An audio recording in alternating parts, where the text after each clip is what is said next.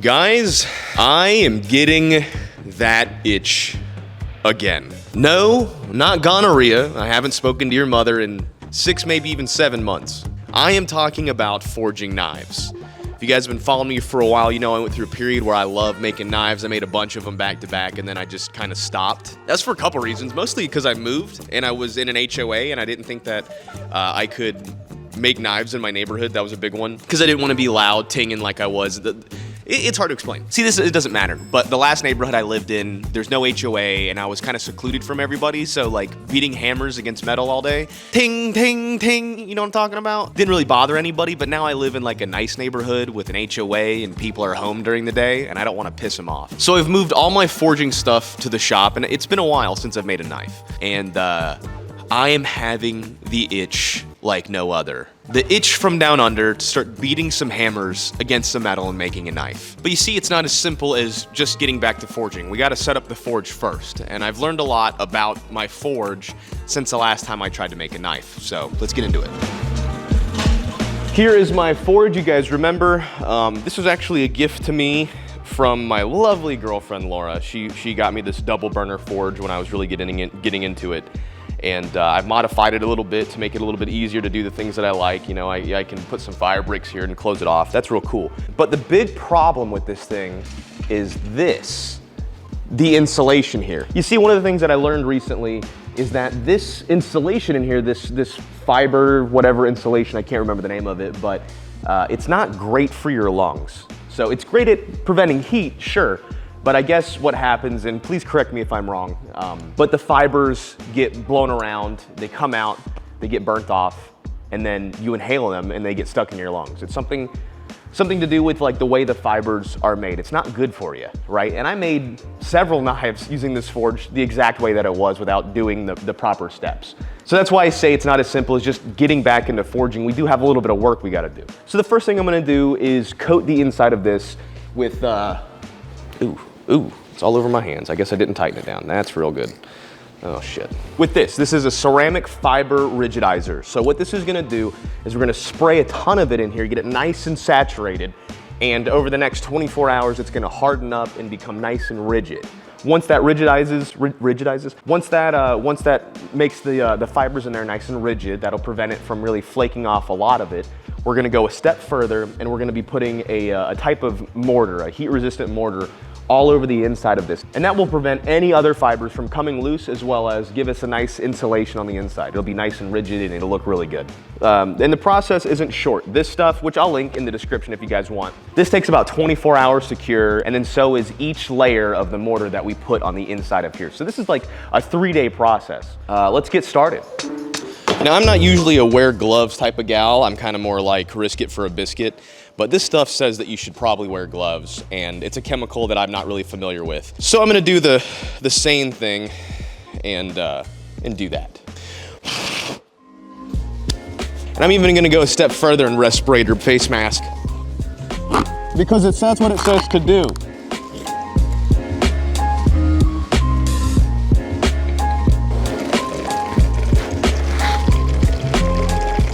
It says it's a 1-to-1 ratio between this and water, so we're gonna put a little bit of water in here. So I'm just gonna mix it up a little bit. And I guess I'm just gonna spray it until the whole thing is saturated.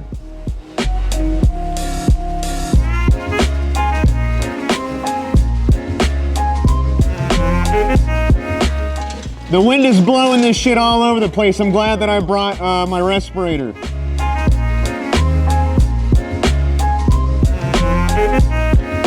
Okay.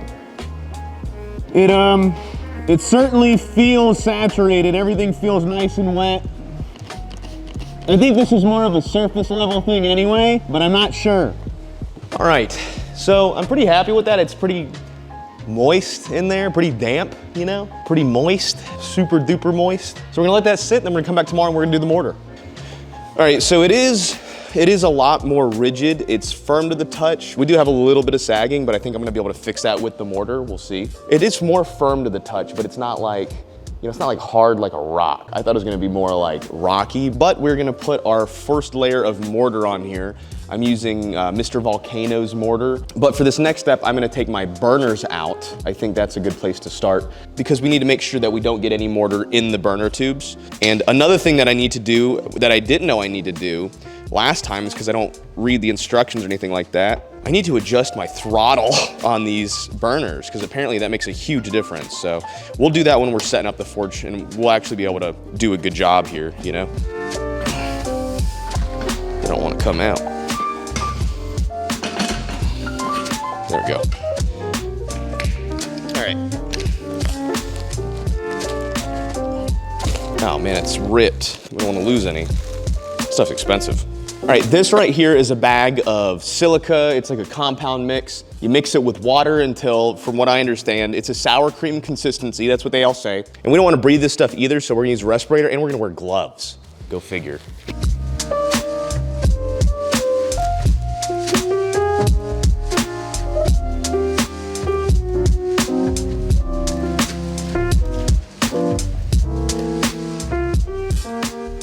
All right, now I've got the consistency that I'd like, and I'm just gonna kind of take my hand and scoop it in there and kind of, we're doing a thin layer here. I don't know how much this is compared to how much we're gonna need, but our goal for the first layer is a thin compound layer. We're just trying to coat everything. The problem is that this fiberglass blanket is pretty old, or not fiberglass, fiber-esque blanket. So it is a little bit on the worn down side. We're gonna do our best to not disturb it too much. But now that I'm looking at it, the more worried that I am that it is too fuckered to work. But we're gonna try, we're gonna try. See, that's what I was worried about. It collapsing on itself. I should have just started with the new wool because I have some, but no, I gotta be like this. Okay, that's actually kind of doing what it's supposed to do right there. And this will actually harden up really good and it'll make the second pass a lot easier, I feel like. I'll start doing it from behind too, giggity. I think starting with the new blanket would have made a lot of difference for this process because this is the same blanket that I've had in here for like ever. We also need to be really careful around these holes here apparently. We don't want any cement in them. This stuff is actually really nice. It feels really, really good. I don't know why, but the smell is reminding me of like a pizza oven. I'm sure someone can explain that. Pizza ovens are actually made out of the same mortar that you're putting in there.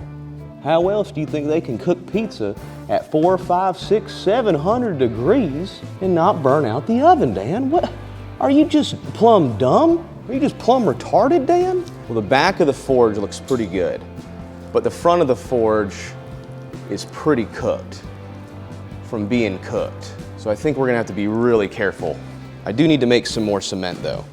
I'm gonna use this metal stick here, see if I can get it to smear a little bit easier. It's a better angle for it. Oh, come on, dude. Come on, man, look at that. It's just falling apart.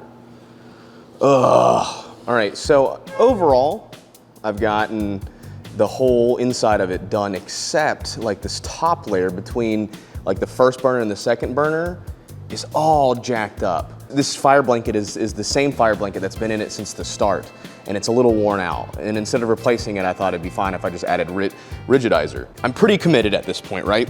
I've got pretty much like 80, probably 90% of the forge done. I just have the spots on the top. You see they're kind of sagging down and like they keep sagging, man. No matter what I do, they keep sagging. I'm gonna spray just the middle parts with the rigidizer and hopefully that hardens up enough overnight to where when I come in here and apply my second coat, everything will be good and I'll just apply like a really heavy coat up top and we'll be safe. That's fingers crossed.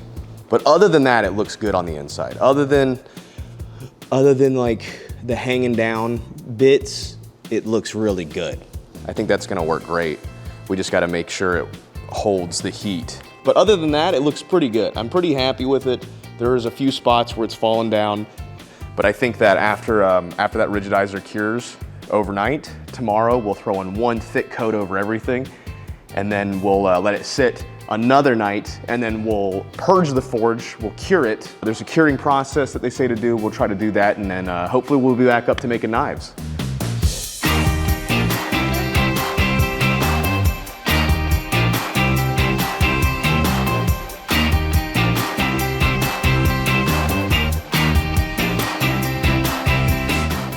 The last coat went good. It looks really good, but we did get some pretty good cracks here. Some good cracking around here, and some big cracks here, and some cracks there. And I think that's because I had the fan letting it dry overnight. I think that was a mistake, but it's fine because it's really hard, it's really strong. So I think one more good coat will coat the rest of the inside of this thing, cover up all these cracks, let it dry naturally over the course of like 2, maybe 3 days. All right, final coat looks really good. I'm not gonna probably do any more than that. I'm just happy with that.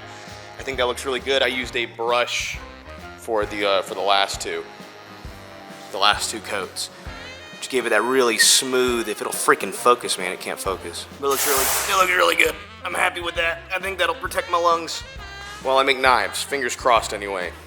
Now we gotta let this thing cure overnight, 24, probably 48 hours. I just wanna make sure it gets nice and cured. And then there's like a whole cure cycle that they want you to do with this, so we'll do that next.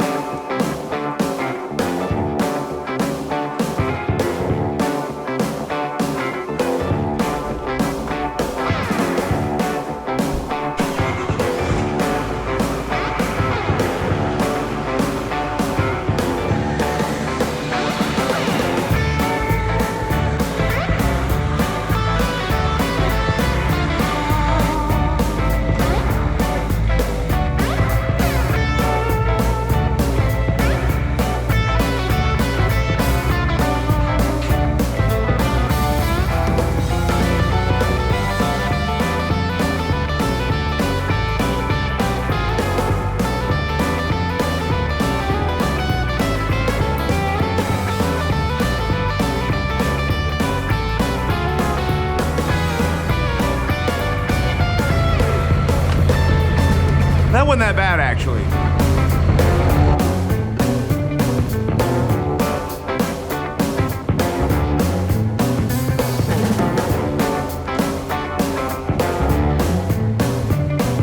I left the truck running because the batteries were kind of on the low side for the cold crank, go figure.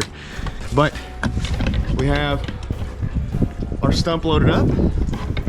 Pulls our anvil, and also this helps a lot in here because if you guys have been following along, we've been doing the garage build series, right? And getting rid of the stump and the anvil in here that opens up some more room too. So we're just one by oneing things, trying to make more room in here, but still really happy with the way the garage has turned out. You guys just saw Harper and Laura leave to go to PetSmart, but the garage, we've done a really good job. Mostly, I would say Laura's done a good job, but she always does a good job when it comes to being clean. I feel like I've done a good job of keeping the garage clean and keeping it looking good. I'm gonna sweep some of these leaves before I get out of here, but anvil's loaded, stump's loaded, and I think we gotta go cure the forge now. So let's go do that.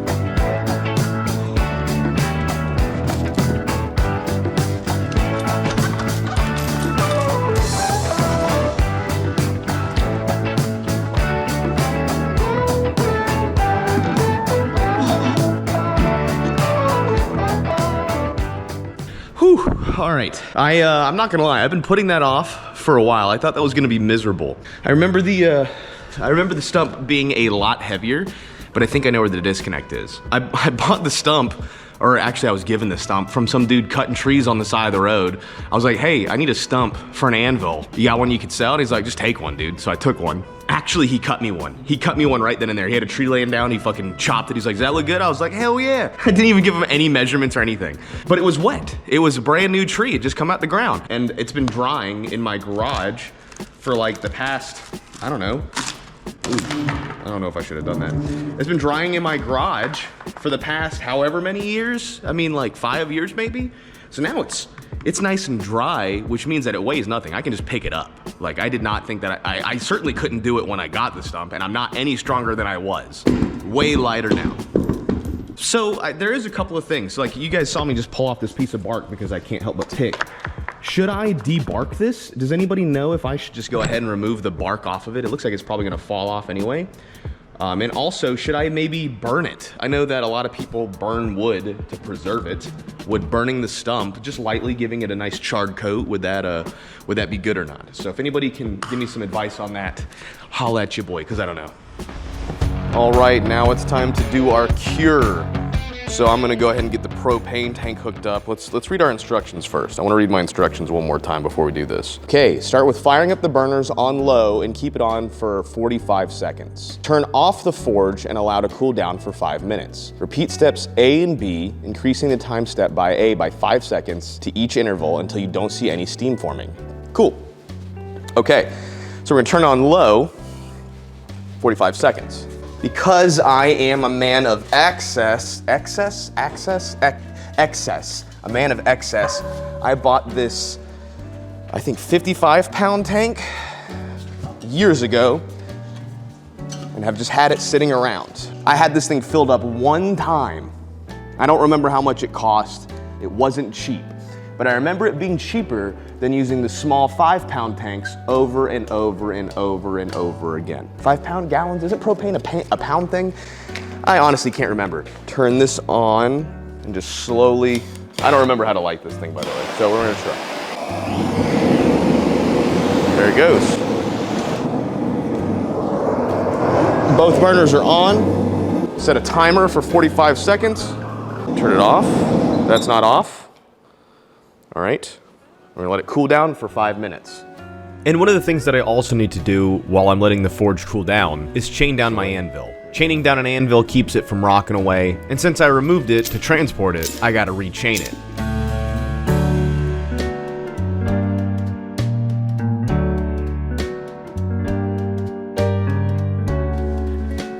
I got the forge set up, I think we're good on the cure. I don't really know, I'm just kind of winging this. You guys know me, when I want to learn something, I just give it a shot, and if it works, it works, if it don't, it don't. But I think that the inside of the forge is cured. There are a handful of cracks, not on the inside, but on the outside, mostly where the forge meets the clay or the mortar. There's some cracks around here. I might go back and do another coat, but I don't see any fibers, so I think I'm fine there. That's number one. Number two, I think I might in the future make my own forge. I think I'm looking at it, and I've looked and see how this works. I've got the fiber blanket myself. I would actually think I'd like something a little bit bigger. I think that I can do that, and I don't think it'd be hard. I think I know how I can do that. So that might be something I do during this winter. But I'm gonna test and see how it works out. I hadn't made a knife or anything like that. I'm just gonna heat some metal. I'm not here to make a knife tonight. I just want to see if it's up and running. So right here, what I have, spring from my old Mustang that I don't have anymore. And I think what I'm gonna do is I'm just gonna lop a chunk of this off. Spring still makes great knives. I'm just gonna lop a chunk of this off, heat it in the forge, straighten it out, and then maybe fuck with it a little bit, and then go from there. What do you guys think? Who cares what you guys think? I'm gonna do it anyway. Look at that, we got a nice chunk of ring from the spring.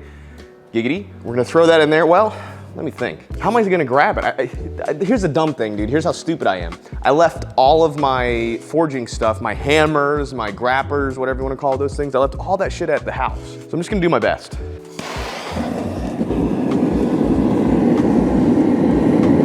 I guess now we'll just let it get really hot, and then we'll straighten it out and we'll go from there, man. I'll be honest, I don't even think I have like a solid sledge here, or a metal moving hammer. I think all the hammers I have here are either rubber mallets or ball peens.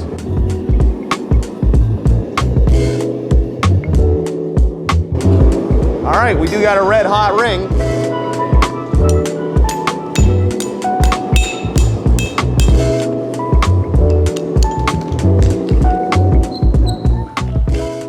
Man, that whole thing is just glowing red. That's crazy, bro.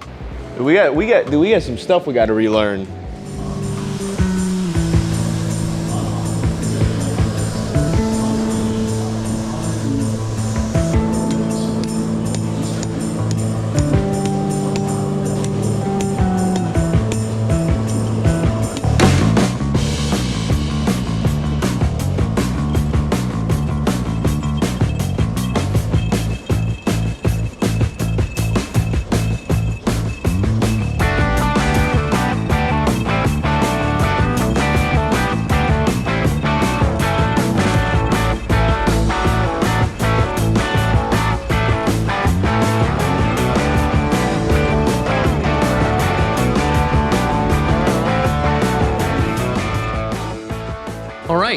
that actually went surprisingly well.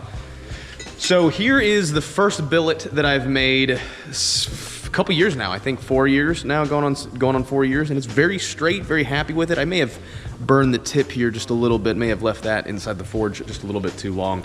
I don't really know.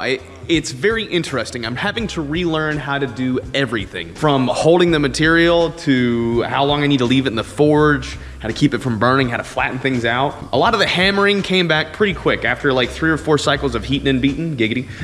It came back pretty quickly. As for our forge, let's take a look at it. It's holding up. That was a very heavy, that was a lot of heat there for the first time. I am developing cracks. I got a crack right there. Of course, they said that it's not abnormal to develop a crack or a couple of them after some use, and it looks like I've got a couple in here. Around the edge here, we've completely separated from the forge as well. That seems to be holding up nice and strong as well, but I'm not sure if I should come back with another layer and do another layer after all that. What do you guys think? And also the bricks, the fire bricks that I chose to use this time are cracking and breaking. You see, I don't know, it's hard to tell, but they're all cracking and breaking and whatnot. So, I don't know. I don't know. Learning is an interesting process, or learning something that you've already learned. Relearning something is an interesting process. I will say that this, I'm so glad that I didn't get rid of this. For a long time, I'd considered myself done with the knife forging. I thought about dumping this 55-pound or gallon or whatever propane tank. I'm glad I didn't. The forge still does its job very well, very strong, very hot. I mean, could not ask for a better forge. However, the more I looked at the forge, the more I thought to myself, I could just make that. Like 3/16 steel, make a big square out of it, then line it with the blanket, and then what? What else do I need to do? I need to line it with the mortar, and I have a bigger forge. So I am considering doing that. Would that be something you guys want to see, me building another forge? And also, my goal today was not to do a knife. I just really wanted to get the forge up and running, but I made this billet here out of spring steel from, I believe this was the Fox Body spring. We have a couple of those laying around, as well as some from the Camaro. But it's not huge, but it's a very nice square, inline, consistent billet. So I'm gonna leave you guys with this. Do you think we should finish up this knife? Or do you think we should just do a dedicated knife video? Because like I said, my intentions were not to build a knife today. I just kind of wanted to get everything up and running, and that we do. But I get it, man, I get it. I get why I used to love this, because there's something really awesome about just like heating a piece of metal up and then beating it into shape. It's like you truly can control all the elements there. Even if you don't feel like you can control everything in your life, it's like I can control this piece of steel, for the most part, unless you burn it just a little bit. But yeah, so I guess the knife forging videos are coming back. They're not going to be the next video. The next video is going to be probably the Camaro or the dually bumper, one of the two. But the Camaro, like I said, that's our next big project. I will be making some knives this winter in the meantime. But yeah, up next is the Camaro build. So I hope you guys are ready for that. So yeah, I guess we'll make more knives, and they're going to be on this channel. I don't feel like I need to do a different channel for that. I feel like I can just put the knife making stuff on the channel if you guys think that's a good call, rather than try to like revive the Dan Made channel, which historically it did pretty good. It did really well. I have a couple of videos on there that are pushing 1 million views, which is, that's good shit no matter who you are. But yeah, guys, thank you very much for the love and support. I was finishing up orders today. I'm cutting a bunch of stuff, and I've got like 2 or 3 more of these sheets to go. These are all Christmas time orders, and today and tomorrow to the 5th is the last day, so I think you really have 2 more days, today and tomorrow, where you can get the 20% off the entire PPI website. It's the only time I offer this deal. After December 5th, we are shutting doors for the year. So like if you order December 6th or forward, it won't get done until January. I'm just letting you guys know the truth. Otherwise, I will never be able to enjoy Christmas. I think you guys understand. Also, no VDuck this year. I'm not doing VDuck because I got a lot of traveling to do. I won't be around to do VDuck every day. Like I won't have access to my computer to edit videos and stuff like that. But I am gonna be streaming very frequently this Christmas. So between like probably until the 20th, I would say, I'll be streaming, not every night, but just about. So come by and check those out, twitch.tv/DIWD. I have a lot of fun on there, have a good time. And yeah, I guess that's it. Let me know what you guys think in the comments. Should we make a knife out of this? 20% PPI, streaming for the rest of the year. I think that covers everything. I hope you guys hate that compressor, dude, I'm not gonna lie. But I hope you had a good day, I hope you had a good afternoon, good morning, whatever time of day it is for you. And we'll see you in the next one. Love you guys, bye. Ho, ho, Ho ho! It's your boy, Do It With Santa here, and I have to tell you all about our amazing holiday sale. Get something nice for that someone special in your life. You and I both know that they've really been wanting Rocket launcher. or even that. Oh no! Rudolph has broken its leg. Looks like we have to put Rudolph down.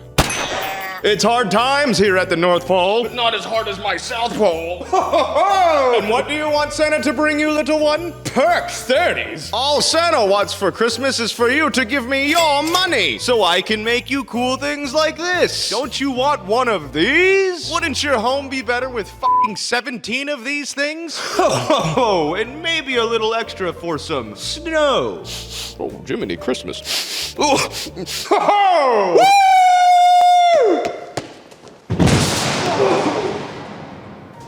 Oh, Santa lost his marbles. Jesus Christ. I know him, you know. Santa's gotta lay off the Miller High Lifes. You know, Santa's gonna be real with you.